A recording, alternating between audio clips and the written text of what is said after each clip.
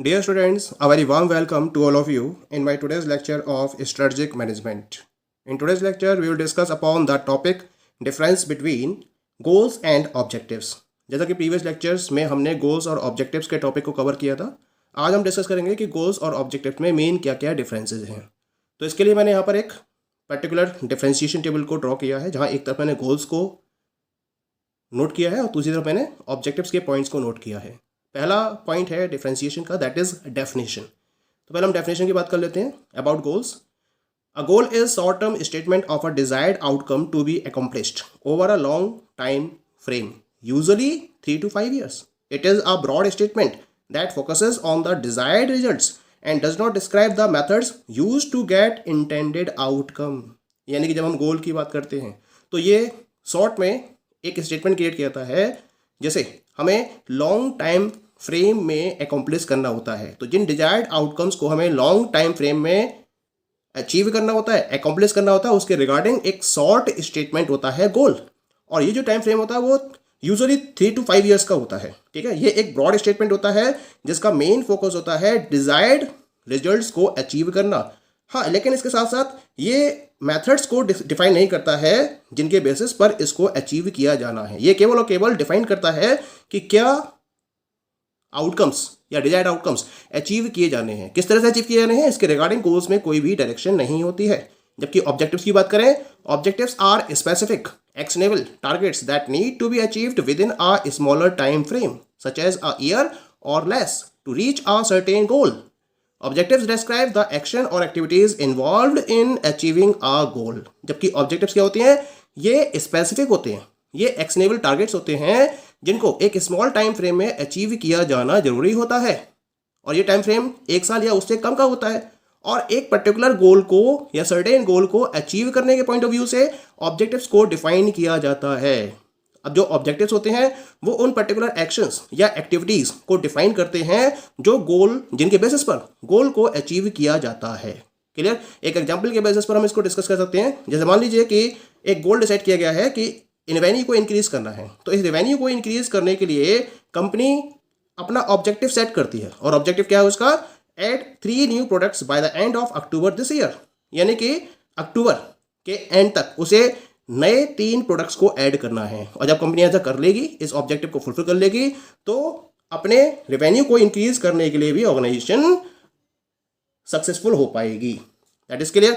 अब यहाँ हम कुछ एग्जांपल्स की बात करते हैं जिसके बेसिस पर हम गोल्स और ऑब्जेक्टिव्स को और ज़्यादा डिफ्रेंशिएट कर सकते हैं, जिसमें हम पहले एग्जाम्पल की बात करते हैं. ठीक है, ऑब्जेक्टिव्स गोल्स के क्या क्या एग्जाम्पल्स हैं, जैसे प्रॉफिट को मैक्सिमाइज करना, this can be one of the goal.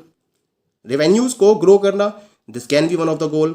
Efficiency को इंक्रीज करना, या फिर एक्सलेंट कस्टमर सर्विसेज को प्रोवाइड करना, या फिर इंडस्ट्री लीडर बन जाना, या फिर एक ब्रांड को क्रिएट करना.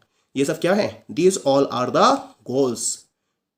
That is clear. ठीक है, ये एक लॉन्ग टाइम फ्रेम में अचीव किए जाने वाले गोल्स हैं. Now come to the objectives. Objectives क्या क्या हो सकते हैं, to earn a 15% return on investment annually.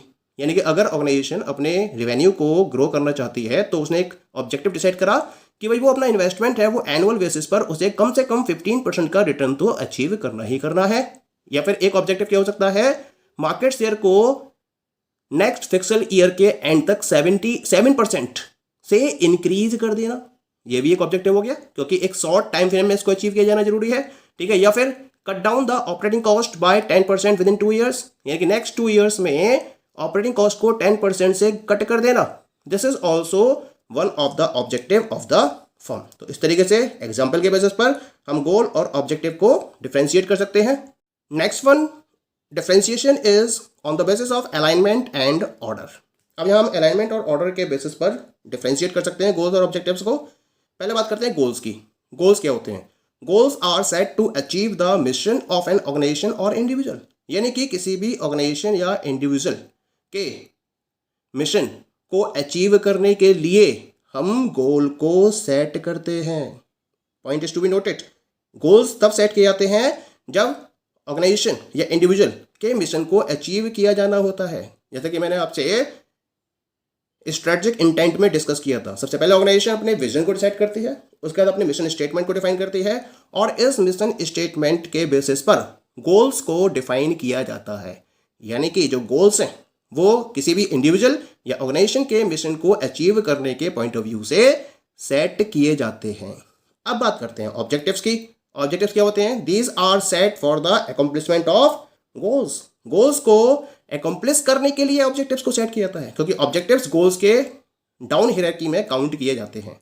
इसी वजह से ऑब्जेक्टिव जो सेट किए जाते हैं वो गोल्स को अकम्प्लिश करने के पॉइंट ऑफ व्यू से सेट किए जाते हैं। इसका मतलब ये हुआ कि जो गोल्स हो गए वो ऑब्जेक्टिव से हायर ऑर्डर में प्लेस किए जाते हैं। जैसा कि मैं पहले भी डिस्कस कर रहा था, सबसे पहले गोल्स को डिसाइड किया जाता है, उसके बाद ऑब्जेक्टिव्स को डिसाइड किया जाता है और उनका पर्पज होता है गोल्स को अचीव करना।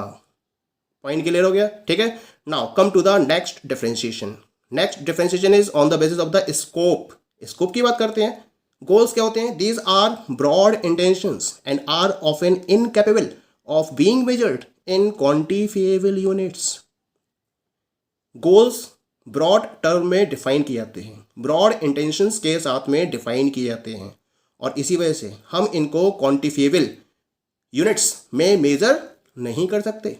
इनको आप क्वांटिटी वाइज डिफाइन नहीं कर सकते, केवल ब्रॉड वे में इनको डिफाइन किया जा सकता है, पर्टिकुलर ब्रॉड गोल्स को अचीव करने के पॉइंट ऑफ व्यू से। जबकि ऑब्जेक्टिव्स की बात करी जाए तो ऑब्जेक्टिव्स क्या होते हैं? These are narrower than goals and are described in terms of specific task. जबकि जो ऑब्जेक्टिव्स हैं वो गोल्स के कंपैरिजन में नैरोअर होते हैं और इनको हम स्पेसिफिक टास्क के टर्म्स में डिफाइन करते हैं। तो ये मेन डिफरेंस हो गया on the basis of the scope. यानी कि जो स्कोप है गोल्स का वो ब्रॉडर है, जबकि ऑब्जेक्टिव्स का स्कोप नैरोअर है गोल्स के कंपैरिजन में। पॉइंट क्लियर हो गया? अब हम बात करते हैं नेक्स्ट डिफरेंशिएशन की, and this differentiation is on the basis of the specificity. कौन ज़्यादा स्पेसिफिक होते हैं? ऑब्जेक्टिव्स ज़्यादा स्पेसिफिक होते हैं, जबकि जो गोल्स होते हैं वो जनरल स्टेटमेंट होते हैं। यानी कि अगर हम गोल्स की बात करें then goals are general statement of what is to be achieved. They do not specify the tasks that need to be performed to accomplish them. तो ये एक तरीके से गोल्स जो होते हैं वो जनरल स्टेटमेंट होते हैं उसके रिगार्डिंग जिसको अचीव किया जाना है। ये कुल मिला के टास्क को स्पेसिफाई नहीं करते हैं, जिसे अकम्प्लिश करने के पॉइंट ऑफ व्यू से परफॉर्म किया जाता है। ये उस पर्टिकुलर टास्क को प्रॉपर्ली स्पेसिफाई नहीं करते हैं, ये केवल जनरल स्टेटमेंट्स को क्रिएट करते हैं। जैसा कि हमने एग्जांपल्स में भी डिस्कस किया था, क्या थे वो सब? जनरल स्टेटमेंट्स थे। प्रॉफिट को मैक्सिमाइज करना है, एफिशिएंसी को इंक्रीज करना है, ये सब क्या है? These all are the general statement, not the specific statement. तो स्पेसिफिक कौन होता है? Objectives. Objectives on the other hand are specific actions one takes within a certain time frame. यानी कि इनका एक पर्टिकुलर टाइम फ्रेम होता है ऑब्जेक्टिव्स के रिगार्डिंग और इन्हें इन पर्टिकुलर टाइम फ्रेम में अचीव किया जाना जरूरी होता है और इसके लिए स्पेसिफिक एक्शंस को डिफाइन किया जाता है to the specific persons. Point clear हो रहा है? ठीक है। Now come to the next one. The next differentiation is on the basis of the tangibility. जब हम टेंजिबिलिटी की बात करते हैं तो गोल्स क्या होते हैं? गोल्स इंटेंजिबल होते हैं, जबकि ऑब्जेक्टिव्स टेंजिबल होते हैं। कैसे? इंटेंजिबल का मतलब क्या होगा? जैसे हम एक स्टेटमेंट क्रिएट करते हैं यहाँ पर, to provide excellent customer service. Excellent customer service को प्रोवाइड करना है, तो ये क्या है? What is it? It is intangible. तो ये डिफाइन करता है कि जो गोल्स हैं वो क्या है? इंटेंजिबल हैं, क्योंकि हमें एक्सलेंट कस्टमर सर्विस प्रोवाइड करनी है। ये ब्रॉड टर्म में डिफाइन हो रही है, जिसको हम क्वांटिफिएबल वे में डिफाइन नहीं कर सकते, इसी वजह से ये इंटेंजिबल नेचर को डिफाइन करती है। अब जब बात करते हैं ऑब्जेक्टिव्स की, तो objectives are defined in terms of tangible targets. For example, to reduce customer wait time to 1 minute, यानी कस्टमर के वेटिंग टाइम को 1 मिनट से रिड्यूस कर देना। ये क्या है? ये टेंजिबल टारगेट है। ठीक है। और इस टेंजिबल टारगेट के बेसिस पर हम गोल्स को अचीव करना चाहते हैं। तो कुल मिला के एक डिफरेंस और हो गया इसमें कि जो गोल्स हैं वो तो इंटेंजिबल होते हैं नेचर में, जबकि ऑब्जेक्टिव्स प्रॉपर टेंजिबल होते हैं। Clear? Now we come to the next difference.